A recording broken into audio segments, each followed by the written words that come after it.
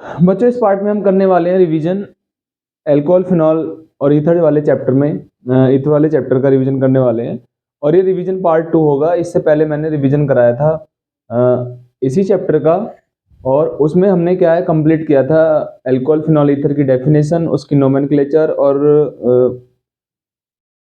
दूसरा हमने method of preparation और क्लासिफिकेशन को क्या है कंप्लीट किया है, यानी मेथड ऑफ प्रिपरेशन तक हमने कंप्लीट किया था और उससे रिलेटेड जितने भी इंटेस्ट क्वेश्चन और एक्सरसाइज के क्वेश्चन वो एग्जाम्पल्स थे वो भी हमने कंप्लीट कर लिए हैं। ठीक है, तो इस पार्ट में हम पढ़ने वाले हैं फिजिकल प्रॉपर्टी और chemical property of alcohol and phenol और उससे संबंधित जो भी क्वेश्चंस होंगे, इंटेस्ट क्वेश्चन और एग्जाम्पल क्वेश्चंस उनको करेंगे। एक्सरसाइज के क्वेश्चन हम बाद में करेंगे, ठीक है, जब हमारा थ्योरी वाला पोर्शन कंप्लीट हो जाएगा। ठीक है, तो यहां से स्टार्ट करते हैं हम फिजिकल प्रॉपर्टीज। यहां से स्टार्ट करते हैं हम फिजिकल प्रॉपर्टीज। देखो फिजिकल प्रॉपर्टी में हमारे पास दो तरह के क्वेश्चन आते हैं, एक तो सॉल्युबिलिटी से क्वेश्चन आता है और एक आता है हमारे पास बॉइलिंग पॉइंट से क्वेश्चन। ठीक है, तो सबसे पहला हम फिजिकल प्रॉपर्टी में हम पढ़ेंगे बॉइलिंग पॉइंट। बॉइलिंग पॉइंट, तो फर्स्ट केस इसमें ये आता है, केस फर्स्ट यदि हम पढ़ें, case first, case first, as the number of carbon atom increase, as the number of carbon atom increase, boiling point increase. ठीक है, पहला पॉइंट ये आता है जैसे जैसे number of carbon atom increase होंगे बॉइलिंग पॉइंट इंक्रीज होगा। In alcohol and phenol, in alcohol and phenol, दोनों में ही जैसे जैसे कार्बन की संख्या बढ़ेगी वैसे वैसे बॉइलिंग पॉइंट भी बढ़ेगा। फॉर एग्जाम्पल हमारे पास है मिथेनॉल, तो मिथेनॉल का बॉइलिंग पॉइंट कम हो जाएगा, इससे ज्यादा इथेनॉल का हो जाएगा, इथेनॉल से ज्यादा प्रोपेनॉल का हो जाएगा, प्रोपेनॉल से ज्यादा ब्यूटेनॉल का हो जाएगा। तो ये हमें ध्यान रखना है, जैसे जैसे कार्बन की संख्या बढ़ती है वैसे वैसे बॉइलिंग पॉइंट भी बढ़ता है। और इसका रीजन है कि as the number of carbon atom increase, as the number of carbon atom increase the magnitude of van der Waals force increase. दो मॉलिक्यूल्स के बीच में क्या है, एक अट्रैक्शन फोर्स है, वो मास बढ़ने के साथ बढ़ता है। ठीक है, as the number of carbon atom increase molecular mass increase, molecular mass increase, then the magnitude of van der Waals force increase, then the increase the magnitude of van der Waals force, force of attraction decrease, attraction increase और force of attraction बढ़ेगा तो फिर हमारा boiling point भी बढ़ेगा। तो इसका reason है मास बढ़ेगा तो van der Waals फोर्स का मैग्नीट्यूड बढ़ेगा, van der Waals फोर्स का मैग्नीट्यूड बढ़ेगा तो मॉलिक्यूल्स के बीच में अट्रैक्शन बढ़ेगा और अट्रैक्शन बढ़ेगा तो फिर क्या है बॉइलिंग पॉइंट बढ़ेगा। यही सेम चीज क्या है फिनॉल के अंदर भी होती है। तो रीजन हो गया इसका, ठीक है, कि increase number of carbon atom, number of carbon atom, increase होगा मॉलिक्यूलर मास, इंक्रीज होगा मॉलिक्यूलर मास, इंक्रीज होगा van der Waals force, van der Waals force, van der Waals force, increase होगा force of attraction, force of attraction, तो increase होगा boiling point. ये तो boiling point से संबंधित आता है कि मास यदि बढ़ेगा बॉइलिंग पॉइंट बढ़ेगा। दूसरा आता है यदि ब्रांचिंग बढ़ेगी, एल्कोहल में यदि ब्रांचिंग बढ़ी तो केस सेकंड में क्या आता है ब्रांचिंग, केस सेकंड आता है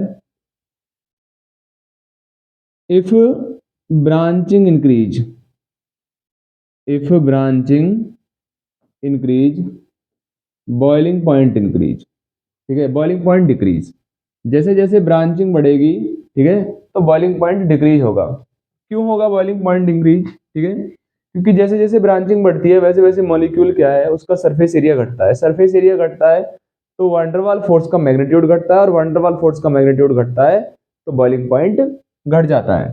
ठीक है, लेकिन ये कंडीशन होती है आइसोमेरिक अल्कोहल के लिए, ठीक है ना, if boiling point increase for isomeric alcohol, isomeric alcohols के लिए, ठीक है।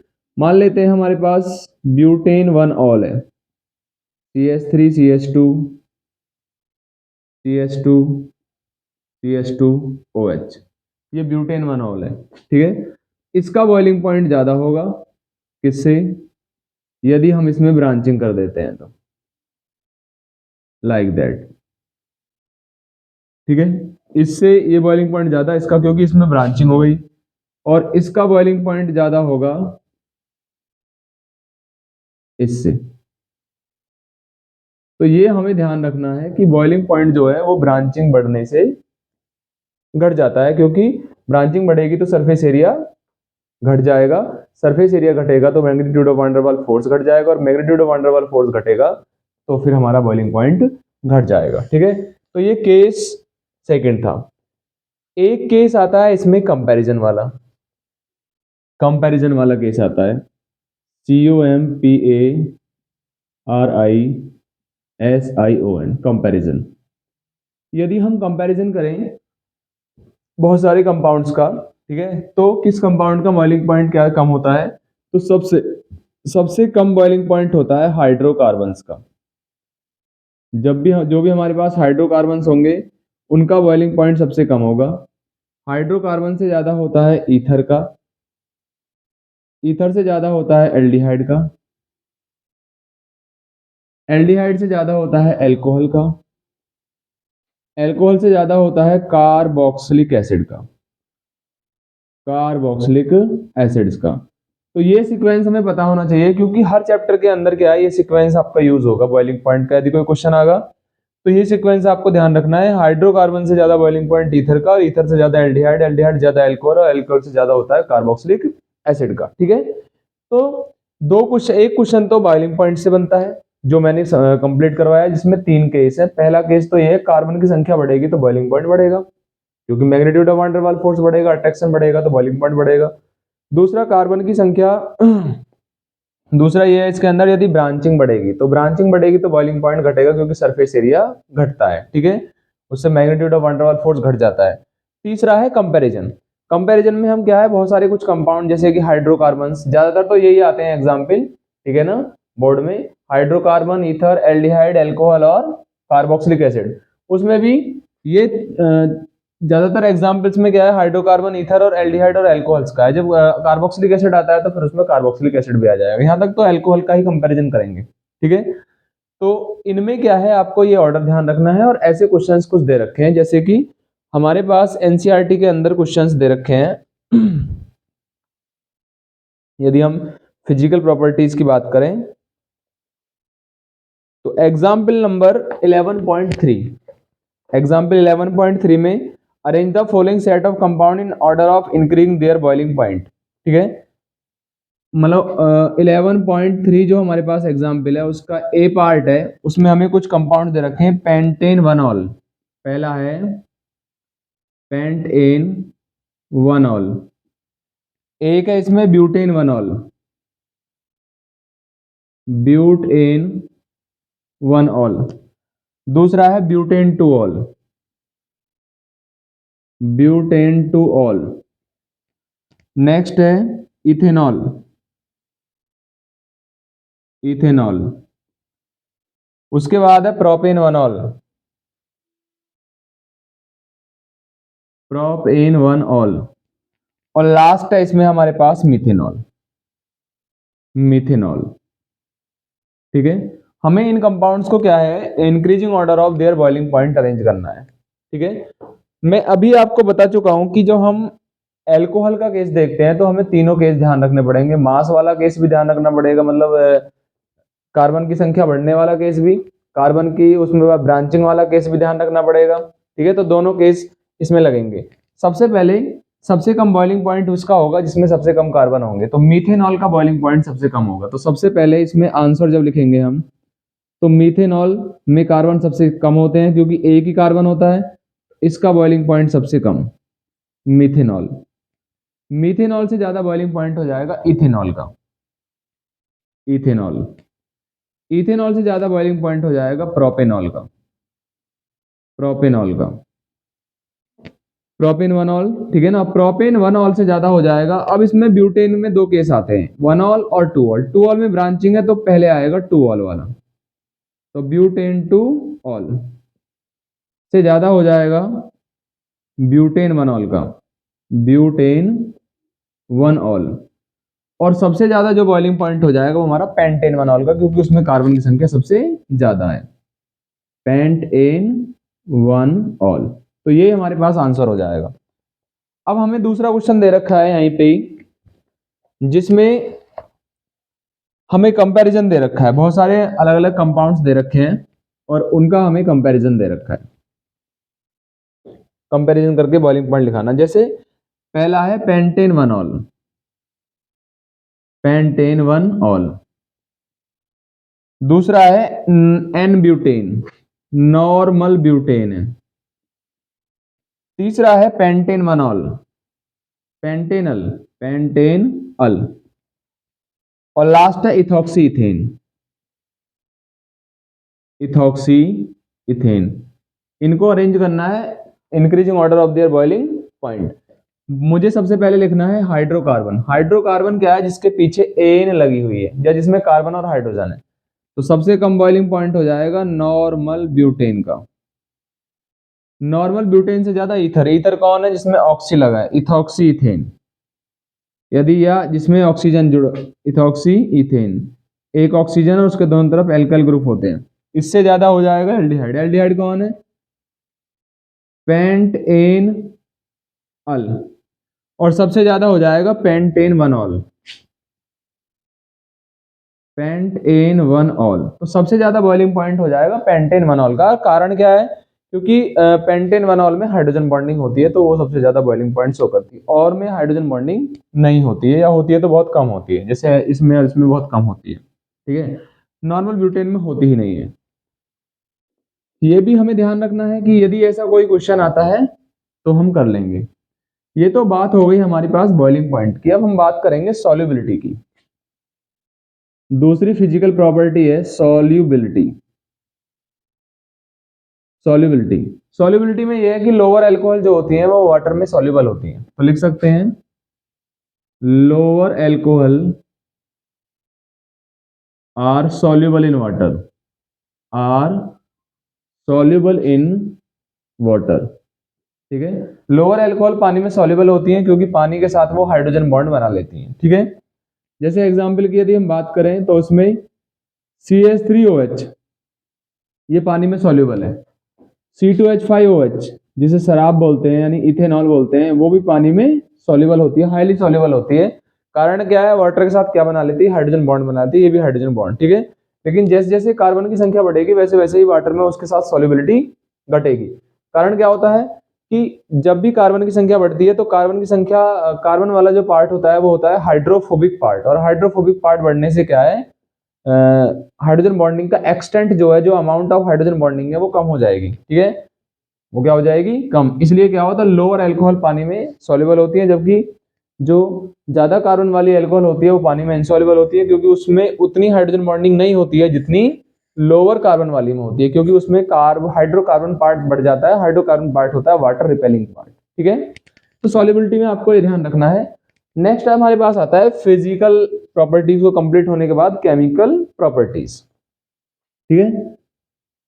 यहां पे पढ़ने वाले हैं हम केमिकल प्रॉपर्टीज, केमिकल प्रॉपर्टीज। तो पहले केमिकल प्रॉपर्टीज हम पढ़ लेते हैं अल्कोहल की, और फिर उसके बाद में फिनॉल की। अल्कोहल की केमिकल प्रॉपर्टी, उसके बाद फिनॉल की पढ़ लेंगे। तो पहला हमारे पास आता है केमिकल प्रॉपर्टीज में कि alcohol act as both nucleophile and electrophile, and electrophile. तो अल्कोहल जो होता है वो दोनों की तरह काम करता है। कभी कभी क्या है, वो न्यूक्लियोफाइल की तरह काम करता है, इलेक्ट्रॉन डोनर की तरह काम करता है, और कभी वो इलेक्ट्रॉन पेयर एक्सेप्टर की तरह काम करता है। तो कभी वो इलेक्ट्रोफाइल और कभी वो न्यूक्लियोफाइल की तरह वर्क करता है, ठीक है। अल्कोहल जो है वो न्यूक्लियोफाइल की तरह तब वर्क करता है जब उसमें OH बॉन्ड का क्लीवेज होता है। मान लीजिए मेरे पास ये कोई अल्कोहल है और इसमें ये बॉन्ड टूट रहा है, तो इस पर प्लस आएगा, इस पे माइनस। अब ऐसे केस में अल्कोहल पे माइनस का चार्ज आ गया तो ये न्यूक्लियोफाइल की तरह वर्क करेगा, न्यूक्लियोफाइल की तरह। ठीक है। दूसरा, अल्कोहल इलेक्ट्रोफाइल की तरह भी वर्क करता है। कुछ रिएक्शन में क्या होता है कि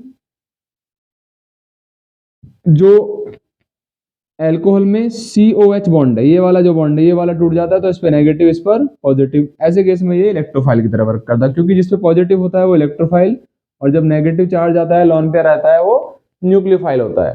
ठीक है। तो कभी अल्कोहल इलेक्ट्रोफाइल की तरह वर्क करता है तो कभी अल्कोहल न्यूक्लियोफाइल की तरह वर्क करता है, ये हमें ध्यान रखना है।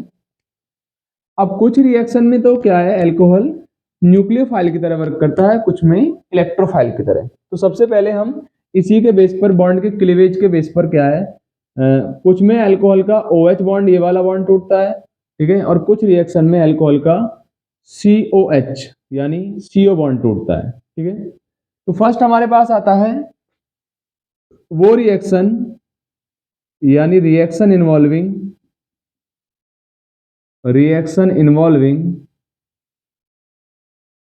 Cleavage of OH bond, OH bond. तो यहां हम पढ़ने वाले हैं कि वो रिएक्शन जिसमें OH बॉन्ड का क्लीवेज होता है, reaction involving cleavage of OH bond. ठीक है। तो फर्स्ट आती है reaction with metal, reaction with metal, reaction with metal. तो सबसे पहले हम सोडियम के साथ, सोडियम मेटल के साथ और एल्युमिनियम के साथ ही रिएक्शन है, तो उन्हीं को देख लेते हैं। ठीक है। सोडियम मेटल हाईली रिएक्टिव होती है, तो उसके लिए क्या है, हमें low reactive metal, low reactive alcohol चाहिए। ठीक है। तो ये प्राइमरी अल्कोहल ले लिया मैंने, जिसकी रिएक्टिविटी कम होती है। प्लस रिएक्शन हमने करा दी इसकी सोडियम मेटल के साथ, तो 2 मोल सोडियम मेटल और 2 मोल ये। जब रिएक्शन होगी, जैसे ही सोडियम मेटल को हम क्या है अल्कोहल में डालते हैं, तो ये वाला बॉन्ड टूट जाता है, ये वाला बॉन्ड, और हाइड्रोजन के स्थान पर कौन आ जाता है, सोडियम, और सोडियम के स्थान पर कौन चला जाता है, हाइड्रोजन। ठीक है। तो ये सेम रहेगा, 2CH3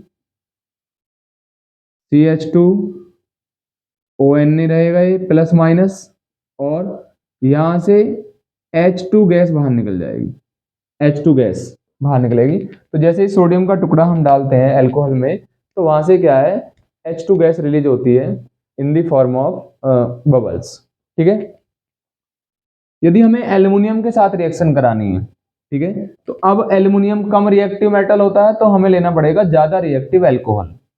एल्युमिनियम कम रिएक्टिव मेटल है, तो रिएक्टिव अल्कोहल हमें ज्यादा रिएक्टिव लेना पड़ेगा, इसलिए एल्युमिनियम टर्सरी अल्कोहल के साथ आसानी से रिएक्शन करती है।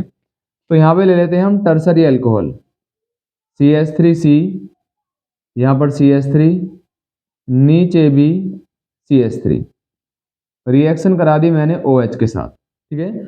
और OH के हम 6 मोल लेंगे। ठीक है।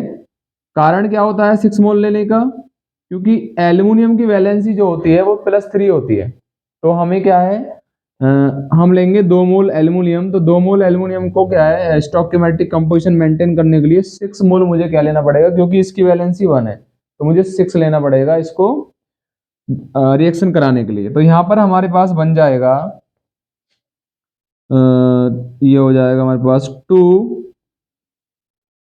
2CH3C, CH3 और CH3, यहाँ पे O, और इसका कर देंगे हम होल थ्राइस, यहाँ पे लिख लेंगे एल्युमिनियम, और यहाँ से निकलेंगे 3 mole of hydrogen gas, 3 mole hydrogen gas, और इसका नाम है aluminium tart butoxide, aluminium tart butoxide. क्योंकि मेटल का नाम पहले, जैसे इसमें यदि हम मेटल का नाम लिखे तो सोडियम इथॉक्साइड लिखेंगे इसको, तो इसका नाम भी क्या हो जाएगा, एल्युमिनियम और टार्ट ब्यूटॉक्साइड, यानी ये टार्ट ब्यूटॉक्साइड है और वो भी कितने हैं, 3 है, तो एल्युमिनियम टार्ट ब्यूटॉक्साइड हो जाएगा इसका नाम, एल्युमिनियम टार्ट ब्यूटॉक्साइड। ठीक है। ये हमें ध्यान रखना है। तो इस प्रकार से क्या है, जो हमारे पास एल्युमिनियम होती है, वो मेटल होती है, अल्कोहल होती है, वो सोडियम और एल्युमिनियम के साथ रिएक्शन करती है, जिसमें एल्युमिनियम 3 डिग्री के साथ और सोडियम 1 डिग्री के साथ या फिर 2 डिग्री के साथ रिएक्शन कर लेता है। तो ये हमें ध्यान रखना है। पहली रिएक्शन तो ये होती है जिसमें क्लीवेज होता है। अब ये दोनों ही रिएक्शन में क्या होता है, नोट करके ये बात जान लेंगे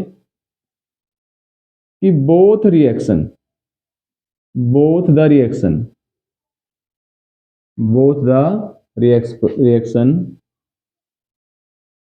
explain the acidic nature of alcohol. दोनों ही रिएक्शन में अल्कोहल की एसिडिक नेचर को एक्सप्लेन किया गया, क्योंकि दोनों रिएक्शन में हाइड्रोजन रिलीज हो रहा है, H+ आयन रिलीज हो रहे हैं in the form of hydrogen gas. और वो सारे रिएक्शन जिसमें H+ आयन रिलीज होते हैं उनको क्या बोलते हैं हम, उसको एसिडिक नेचर शो करती है। वो दोनों रिएक्शन एसिडिक नेचर शो करेंगी जिसमें H+ आयन रिलीज हो रहा है, क्योंकि H+ आयन रिलीज होना ही क्या है, एसिड की एक इंडिकेट करता है कि भाई ये चीज एसिडिक इन नेचर है। यहां से हम एसिडिटी पढ़ेंगे, अल्कोहल की एसिडिटी ऑफ अल्कोहल।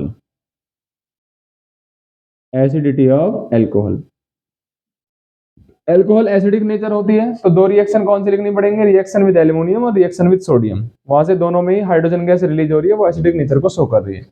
लेकिन यदि कंपैरिजन करें हम एसिडिक नेचर का, क्या करें हम कंपैरिजन, और कंपैरिजन किसके साथ करें, 1 डिग्री का 2 डिग्री के साथ और 2 डिग्री का 3 डिग्री के साथ। ठीक है, तो हम देखते हैं कि सबसे ज्यादा एसिडिक जो है वो 1 डिग्री अल्कोहल होती है। सबसे ज्यादा एसिडिक 1 डिग्री अल्कोहल है, उससे कम एसिडिक 2 डिग्री अल्कोहल है, और सबसे कम एसिडिक 3 डिग्री अल्कोहल। सबसे कम एसिडिक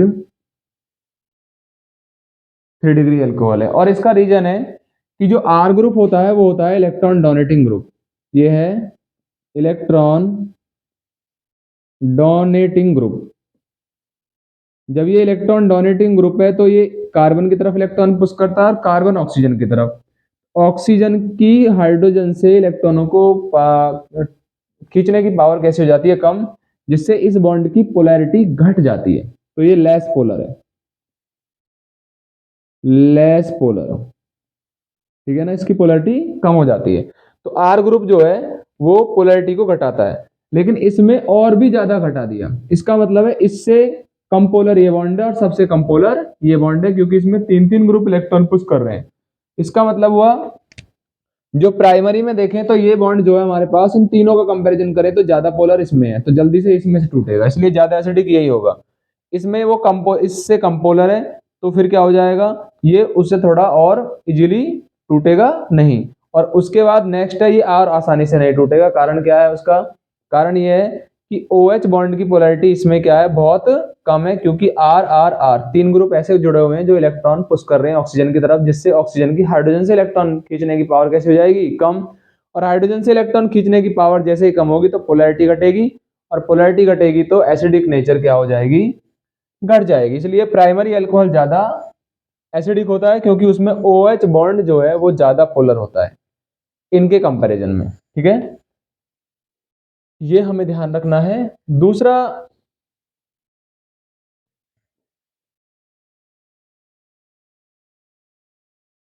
दूसरा पॉइंट हमें ध्यान रखना है कि alcohol less acidic then water,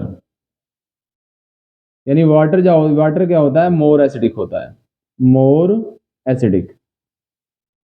क्योंकि अल्कोहल का जो एल्कोक्साइड आयन है वो वाटर के प्रोटॉन से रिएक्शन कर लेता है, उस प्रोटॉन को अपनी तरफ खींच लेता है। तो यहां से बन जाएगा, यानी यहां पर वाटर प्रोटॉन देने का काम कर रहा है। तो जो प्रोटॉन डोनर होते हैं वो तो होते हैं एसिड, और जो प्रोटॉन एक्सेप्टर होते हैं वो होते हैं बेस। तो ये हमारे पास यदि क्या है, बेस है, और ये हमारे पास एक एसिड की तरह वर्क कर रहा है, तो बेस का जो प्रोटॉन एक्सेप्ट करके बन जाता है कॉन्जुगेट एसिड।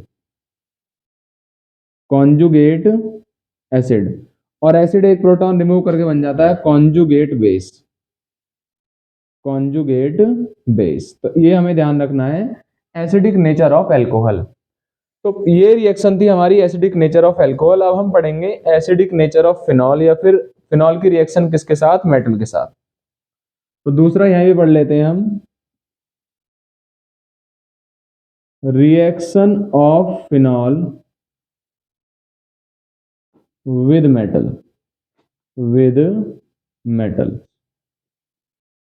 मेटल्स के साथ reaction of phenol with metals. अब हमारे पास आता है मेटल, पहला सोडियम मेटल के साथ रिएक्शन। तो यहां पर हमारे पास आ गया फिनॉल के 2 मोल, रिएक्शन मैंने 2Na के साथ करा दी। तो जैसे 2Na इसके अंदर डालोगे तो बेंजीन बनेगा, और बेंजीन के ऊपर जोड़ देंगे हम क्या, ONA। ये प्लस और ये माइनस, और यहां से गैस निकलेगी हाइड्रोजन गैस, ये हमें ध्यान रखना है। तो ये रिएक्शन हो गई है, ये भी फिनॉल की एसिडिक नेचर को बताती है। दूसरा यहां पर है हमारे पास OH, रिएक्शन कराई मैंने NaOH के साथ, NaOH के साथ। इसमें भी ये नेगेटिव, ये पॉजिटिव, ये पॉजिटिव, ये नेगेटिव, क्या है इसका पॉजिटिव इस नेगेटिव को, पॉजिटिव को रिप्लेस कर देगा। तो यहां पर आ जाएगा ONA, ये प्लस ये माइनस, और यहां से 1/2 H2 गैस रिलीज होगी। ये रिएक्शन भी हमारे पास हो गई, reaction with metal, reaction with metal. तो ये हमें ध्यान रखना है। अब कंपेरिजन इसकी भी, ये फिनॉल मैंने बताया था फिनॉल भी एसिडिक नेचर होता है, तो फिनॉल की जो एसिडिक नेचर है वो अल्कोहल से हम कंपैरिजन करते हैं, ठीक है ना। तो यहाँ पे देखेंगे acidity of phenol, acidity of phenol. तो यदि फिनॉल ले हम और अल्कोहल लेते हैं, अल्कोहल और फिनॉल दोनों लेते हैं, तो फिनॉल इज मोर एसिडिक, यानी ये कैसा है हमारे पास, मोर एसिडिक है, और अल्कोहल होता है लेस एसिडिक। यदि फिनॉल और अल्कोहल की एसिडिक नेचर की बात करें तो फिनॉल ज्यादा एसिडिक होता है, क्योंकि फिनॉल में क्या होता है, OH ग्रुप जो होता है, OH ग्रुप जो होता है वो जुड़ा होता है sp2 हाइब्रिड। ये जो कार्बन है ये sp2 हाइब्रिडाइज्ड है, जबकि मैं अल्कोहल ले लेता हूं तो अल्कोहल में ये जो कार्बन है ये sp3 हाइब्रिडाइज्ड है। अब जो sp3 हाइब्रिडाइज होता है वो लेस इलेक्ट्रोनेगेटिव होता है, मतलब उसकी इलेक्ट्रॉनों को खींचने की पावर कम है, तो ये कम पावर से ऑक्सीजन से इलेक्ट्रॉन खींचेगा, बॉन्ड कम पोलर होगा। लेकिन यहां से ये ज्यादा पावर से ऑक्सीजन से इलेक्ट्रॉनों को खींचेगा तो बॉन्ड ज्यादा पोलर होगा, इसलिए क्या है, जब ये कार्बन इससे खींचेगा तो यहां से इलेक्ट्रॉनों को अपनी तरफ पुल करेगा, जिससे OH बॉन्ड आसानी से टूट जाएगा। इसलिए फिनॉल में OH बॉन्ड आसानी से टूटता है, अल्कोहल में कम टूटता है, क्योंकि उसमें कार्बन sp2 हाइब्रिड है फिनॉल में, और अल्कोहल में कार्बन sp3 हाइब्रिडाइज्ड है। तो यदि हम अल्कोहल की कंपैरिजन करें एसिडिटी ऑफ फिनॉल की अल्कोहल के साथ, तो फिर क्या है, हमारा फिनॉल उसमें ज्यादा एसिडिक होता है। उसका एक रीजन ये भी है कि जो हमारे पास अल्कोहल है ना, अल्कोहल, अल्कोहल में जो इलेक्ट्रॉन्स हैं बॉन्ड टूटने के बाद, जब ये बॉन्ड ब्रेक होता है OH बॉन्ड, तो इसमें जो एल्कोक्साइड यानी जो इथॉक्साइड आयन बनता है, इथॉक्साइड आयन, उसमें जो इलेक्ट्रॉन्स होते हैं ऑक्सीजन पे ही लॉकलाइज्ड होते हैं, ऑक्सीजन पर ही रहते हैं, ऑक्सीजन के ऊपर ही जमे हुए रहते हैं। लेकिन फिनॉल में ऐसा नहीं होता है। फिनॉल में जब ये वाला बॉन्ड टूटता है तो यहाँ इलेक्ट्रॉन, यहाँ पे इलेक्ट्रॉन थे, ये अपने इलेक्ट्रॉनों को अपनी तरफ खींचता है, इधर चला जाता है। तो यहाँ पर होता है कि ये वाले जो ऑक्सीजन है, यहाँ पे लॉन पेयर आ गए, यहाँ पे पॉजिटिव चार्ज आ गए, ये बॉन्ड टूट गया, ठीक है, इस बॉन्ड के इलेक्ट्रॉन्स यहाँ पर आ गए, इसमें जो इलेक्ट्रॉन्स है वो डीलॉकलाइज हो जाते हैं, यानी इस ऑक्सीजन के इलेक्ट्रॉन्स जो हैं वो डीलॉकलाइज हो जाते हैं रिंग के अंदर, डीलॉकलाइज हो जाते हैं रिंग के अंदर, और रिंग के अंदर डीलॉकलाइज होने से क्या है, इलेक्ट्रॉन्स के डीलॉकलाइज होने से रिंग में जो फिनॉक्साइड आयन जो बनता है हमारे पास वो ज़्यादा स्टेबल हो जाता है। इसमें जो एथॉक्साइड आयन बनता है वो कम स्टेबल है, जबकि यहाँ पर जो फिनॉक्साइड आयन बन रहा है वो हमारा ज़्यादा स्टेबल है। और इसके कारण क्या है, इसके कारण भी क्या है, जो फिनॉल है वो मोर एसिडिक होता है क्योंकि उसका फिनॉक्साइड आयन ज़्यादा स्टेबल होता है after loss of one electron. एक इलेक्ट्रॉन लूज करने के बाद भी वो अपने आप को स्टेबल कर लेता है। दूसरा यहाँ पे पढ़ा जाता है कि इफेक्ट ऑफ सब्स्टिट्यूएंट क्या होता है। Effect of substituent, effect of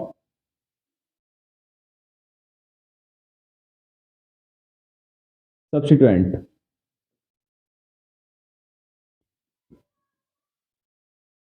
तो दो ग्रुप हमारे पास यहाँ पे आते हैं, effect of substituent on acidity of phenol, on acidity of phenol. यदि फिनॉल की हम एसिडिक नेचर को देखें और उस पर क्या है सब्स्टिट्यूट का इफेक्ट देखें, तो उसमें दो प्रकार के ग्रुप हैं। एक तो है electron donating group. Electron donating group क्या होते हैं, जो इलेक्ट्रॉन डोनेट करते हैं। और दूसरा है electron withdrawing group, electron withdrawing group. तो दो प्रकार के हमारे पास ग्रुप होते हैं, एक इलेक्ट्रॉन डोनेटिंग ग्रुप और एक विथड्रॉइंग ग्रुप। ठीक है, तो इलेक्ट्रॉन डोनेटिंग ग्रुप होता है जैसे हमारे पास है CH3 या फिर C2H5, ये इलेक्ट्रॉन डोनेट करते हैं। ठीक है, और डिक्रीज करते हैं एसिडिटी को, एसिडिटी को ये डिक्रीज करते हैं, फिनॉल की एसिडिटी को। मैं आपसे पूछता हूं कि मेरे पास फिनॉल है, ये हमारे पास फिनॉल है, और एक हमारे पास है 2-मिथाइल फिनॉल, 2-मिथाइल फिनॉल। तो ज्यादा एसिडिक आपको ये लगाना पड़ेगा क्योंकि जैसे ही ये ग्रुप आएगा तो वो एसिडिक नेचर को कम कर देगा। इलेक्ट्रॉन विड्रॉइंग ग्रुप में जैसे NO2 ग्रुप आ गया हमारे पास, Cl आ गया, Br आ गया, F आ गया, I है, ये सब जो है हमारे पास है इलेक्ट्रॉन विड्रॉइंग, इलेक्ट्रॉन खींचने वाले ग्रुप है। तो यदि फिनॉल है, फिनॉल लें हम यहाँ पर फिनॉल, और फिनॉल में हम ऐड कर दें कोई इलेक्ट्रॉन विड्रॉइंग ग्रुप, तो यहाँ पर OH और यहाँ पर क्या जोड़ देंगे हम NO2। तो ये वाला क्या है ज्यादा एसिडिक हो जाएगा जिसमें NO2 ग्रुप जुड़ा हुआ है। कारण क्या होता है, ये इलेक्ट्रॉन इसको देगा, ये इलेक्ट्रॉन इसको, तो OH बॉन्ड की पोलैरिटी घट जाएगी। ये भी इलेक्ट्रॉन खींचेगा NO2 ग्रुप तो फिर OH बॉन्ड की पोलैरिटी बढ़ जाएगी। इसके कारण क्या है, जब भी हमारे पास इस प्रकार का कोई क्वेश्चन आ जाता है हमें ये देखना होता है इलेक्ट्रॉन विड्रॉइंग ग्रुप कौन सा है, इलेक्ट्रॉन डोनेटिंग कौन सा है, तो उसके हिसाब से क्या है हमें एसिडिक नेचर में अरेंज कर देना है। अब यहाँ पर क्या है पढ़ी जाती है, जब कोई चीज एसिडिक होती है तो वहां पर दो चीजें पढ़ी जाती हैं, एक उसकी Ka वैल्यू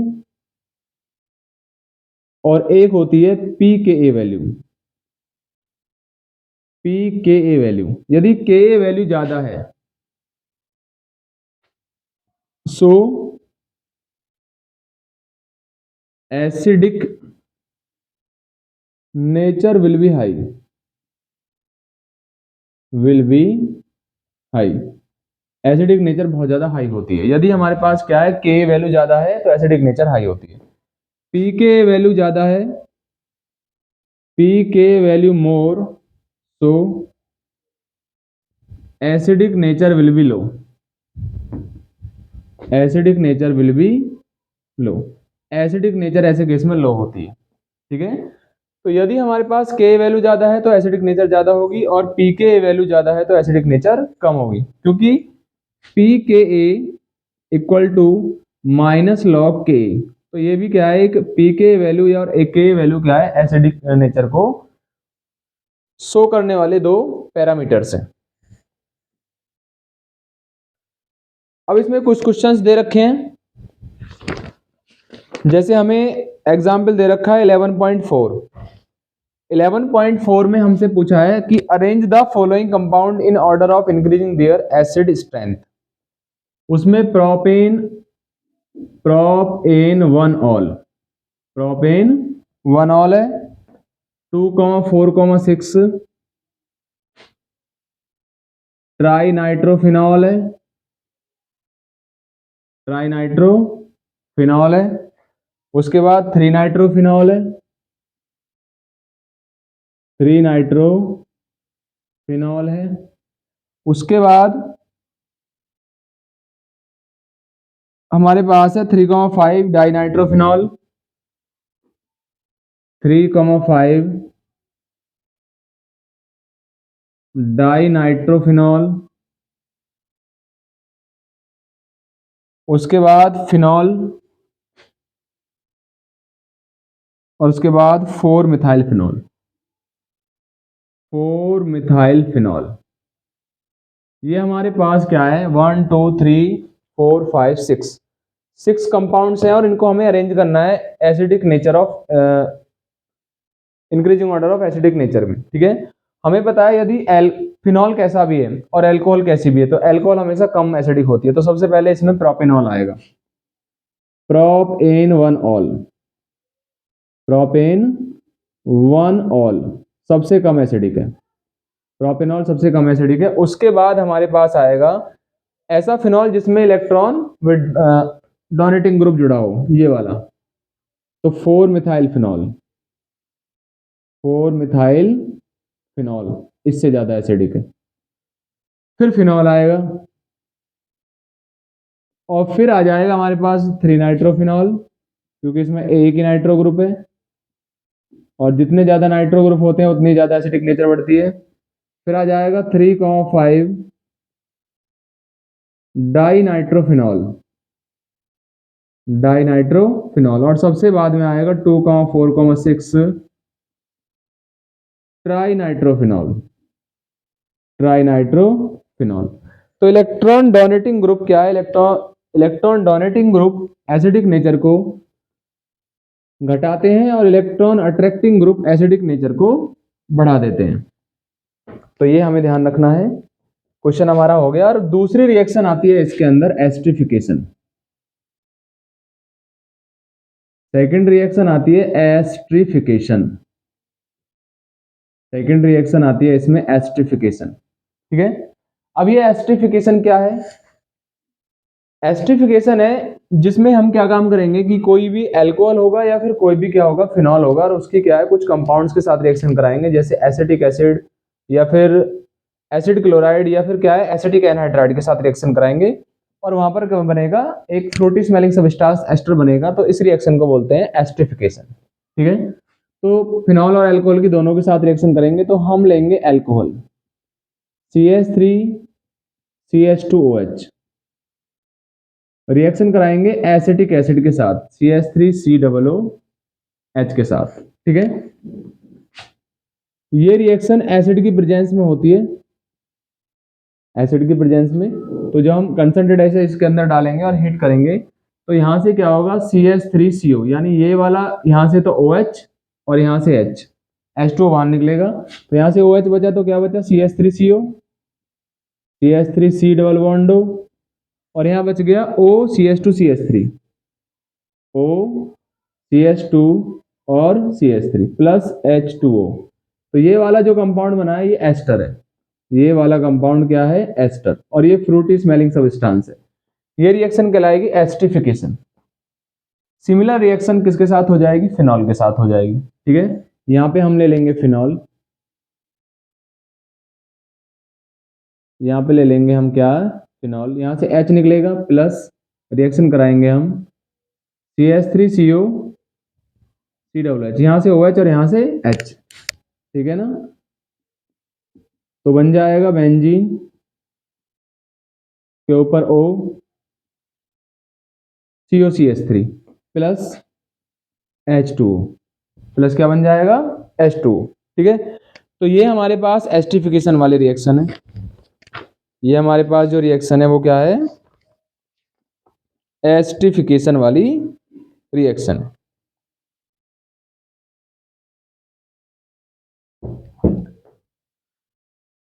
ठीक है, उसके बाद हमारे पास आता है, ये तो फर्स्ट पार्ट हो गया, दूसरा पार्ट है रिएक्शन विद, ये तो एसिटिक एसिड के साथ की रिएक्शन, अब हमें एसिड क्लोराइड के साथ पढ़नी है। तो CH3CH2OH रिएक्शन कराएंगे हम CH3COCl के साथ, CH3COCl, ये बेस की प्रेजेंस में होगी, बेस, और वो बेस होगा पायरिडीन, वो बेस होगा पायरिडीन। तो पायरिडीन बेस की प्रेजेंस में रिएक्शन कराएंगे, यहाँ से H और यहाँ से Cl बाहर निकल जाएगा, तो यहाँ बचेगा CH3 और CO, ये बचेगा CH3CO, और यहाँ OCH2CH3, इसके साथ OCH2CH3 प्लस बाहर निकाल देंगे HCl। HCl को न्यूट्रलाइज करने के लिए पायरिडीन होता है, क्योंकि ये बेस होता है, ठीक है ना। ये दोनों आपस में रिएक्शन करते हैं तो फिर क्या बनेगा, हमारे पास कोई न्यूट्रल प्रोडक्ट, न्यूट्रल प्रोडक्ट बनेगा। इसलिए हम क्या है, जब भी हम एसिड क्लोराइड के साथ रिएक्शन कराते हैं अल्कोहल की, तो वहां पर हमारे पास बच जाता है HCl बनता है, और HCl को न्यूट्रलाइज करने के लिए हमें कोई बेस चाहिए, और उस बेस का नाम मैंने लिख दिया है पायरिडीन। ये रिएक्शन होगी, सेम रिएक्शन फिनॉल के साथ हो जाएगी। हाँ, इसका नाम जो है वो फिनाइल मीथेनोएट हो जाएगा, फिनाइल मीथेनोएट, इसका नाम हो जाएगा फिनाइल मीथेनोएट। तो इसको हम कर लेंगे।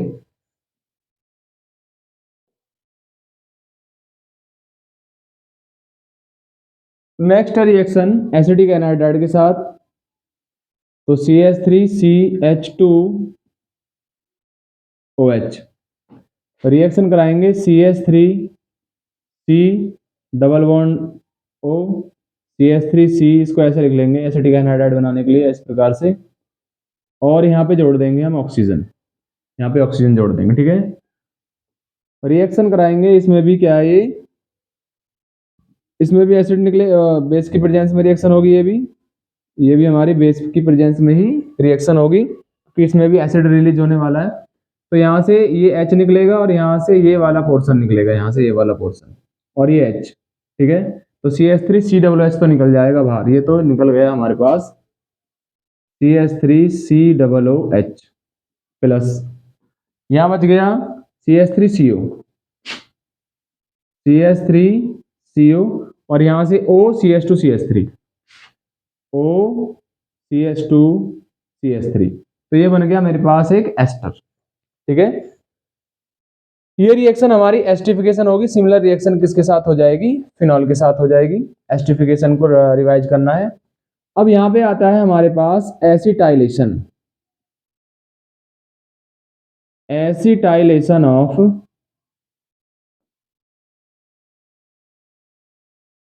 Salicylic acid, acetylation of salicylic acid. तो सबसे पहले पढ़ लेंगे सैलिसिलिक एसिड क्या है। तो बेंजीन के ऊपर COOH, ऑर्थो पोजीशन पे OH, ये हो गया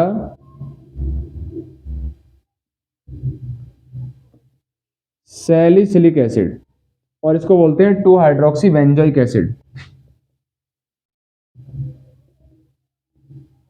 2 हाइड्रोक्सी बेंजोइक एसिड, ठीक है। रिएक्शन कराएंगे इसकी एसिटिक एनहाइड्राइड के साथ, CH3C double bond O C double bond O CH3, acetic anhydride के साथ रिएक्शन कराएंगे, तो यहां से ये H और ये पोर्शन पूरा बाहर हो जाएगा, CH3COOH, और ये COCH3 जुड़ जाएगा O के साथ। तो यहां पर हो गया इसका एसिटाइलेशन। तो यहां पर COOH रहेगा, यहां पे आ जाएगा मेरे पास OCOCH3, OCOCH3, और बाहर निकल जाएगा CH3COOH। ये बन गया acetyl salicylic acid, acetyl salicylic acid. इसे बोलते हैं हम एस्प्रिन, ASPIRIN, एस्प्रिन। एस्प्रिन मतलब क्या है, एक सॉल्ट है जो डिस्प्रिन टैबलेट में आता है। डिस्प्रिन एक नाम की टैबलेट होती है जिसके अंदर ये सॉल्ट होता है, और वो जो टैबलेट होती है वो हमारा काम करती है एक एंटीपायरेटिक का काम। एंटीपायरेटिक, एंटीपायरेटिक का मतलब है कि वो रिड्यूस करती है, बॉडी टेम्परेचर को रिड्यूस करने का काम करती है। और दूसरा वो है एनाल्जेसिक। एनाल्जेसिक, ठीक है। एनाल्जेसिक का मतलब वो दर्द को कम करती है और एंटीपायरेटिक का मतलब बॉडी टेम्परेचर को कम करती है। तो वो एनाल्जेसिक और एंटीपायरेटिक की तरह वर्क करती है। ये हमें ध्यान रखना है, एसिटाइलेशन ऑफ सैलिसिलिक एसिड, जिसमें एसिटाइल सैलिसिलिक एसिड बनता है और जिसे हम बोलते हैं एस्पिरिन। ये हमें ध्यान रखना है। और उसके बाद हमारे पास आती है ये सारी रिएक्शन जो थी उनमें सब में OH बॉन्ड का क्लीवेज हो रहा था, चाहे एसिडिक नेचर वाले रिएक्शन है, चाहे NaOH के साथ है, चाहे सोडियम मेटल या फिर एल्युमिनियम के साथ है, चाहे एस्टिफिकेशन है, सब में OH से क्या है, OH बॉन्ड का क्लीवेज हो रहा था एल्कोहल से। अब हमारे पास आती है दूसरी reaction, reaction due to cleavage of, reaction due to cleavage of CO bond. Reaction due to cleavage of CO bond, इसमें जो है ना CO बॉन्ड का क्लीवेज होता है। ये वाला जो बॉन्ड है ना, ये वाला बॉन्ड टूटता है अल्कोहल में। तो इसमें पहली रिएक्शन है हमारे पास रिएक्शन विद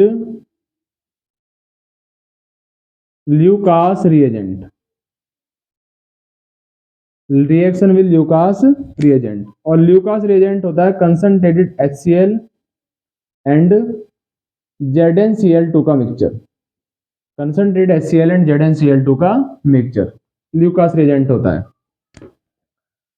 यहाँ पे हमें क्या है, प्राइमरी अल्कोहल की रिएक्शन करानी पड़ेगी, तो CH3 CH2 और OH रिएक्शन कराएंगे हम HCl के साथ, ये नेगेटिव ये पॉजिटिव। ZnCl2 की प्रेजेंस में हीट करेंगे तो ये H2O बाहर निकल जाएगा, ये Cl जुड़ जाएगा OH के स्थान पर, तो CH3 CH2 Cl बनेगा प्लस H2O, प्लस H2O। तो यहाँ पर जो टर्बिडिटी बनेगी वो हीट करने पर बनेगी, यानी प्राइमरी अल्कोहल ल्यूकास रिएजेंट के साथ हीट करने पर रिएक्शन करेगा, टर्बिडिटी हीट करने पर बनेगी। जब हम सेकेंडरी अल्कोहल के साथ रिएक्शन कराएंगे तो वो रिएक्शन 5 मिनट में बाद होने लगेगी, यानी 5 मिनट बाद उसमें टर्बिडिटी बनने लगेगी। आफ्टर 5 मिनट ZnCl2 के साथ रिएक्शन कराएंगे, यहाँ से OH बाहर निकल जाएगा, ठीक है। तो टर्बिडिटी जो बनेगी वो 5 मिनट आफ्टर 5 मिनट टर्बिडिटी का फॉर्मेशन होने लगेगा, ऐसे करके। 5 मिनट बाद क्या है, OH बॉन्ड टूटेगा और धीरे धीरे उसमें Cl जुड़ना स्टार्ट हो जाएगा। और लास्ट होगा मेरे पास 3 डिग्री अल्कोहल, लास्ट होगा 3 डिग्री अल्कोहल। तो 3 डिग्री अल्कोहल क्या है, HCl के साथ रिएक्शन करता है, ल्यूकास रिएजेंट डालोगे तो रिएक्शन करेगा और इमीडिएट रिएक्शन हो जाएगी तुरंत, यानी इसमें OH बॉन्ड तुरंत टूटेगा और उसके स्थान पर Cl आ जाएगा, ठीक है। ये आपको ध्यान रखना है। अब इससे आगे के पोर्शन को हम अगले पार्ट में पढ़ेंगे, ठीक है। उससे पहले आप रिवीजन पार्ट 1 और रिवीजन पार्ट 2 में अपने यहाँ तक चीज़ों को क्लियर कर लेंगे, और आगे के जितने केमिकल रिएक्शंस होंगे अल्कोहल की और फिनॉल की वो हम नेक्स्ट पार्ट के अंदर डिस्कस करेंगे। Okay, thanks.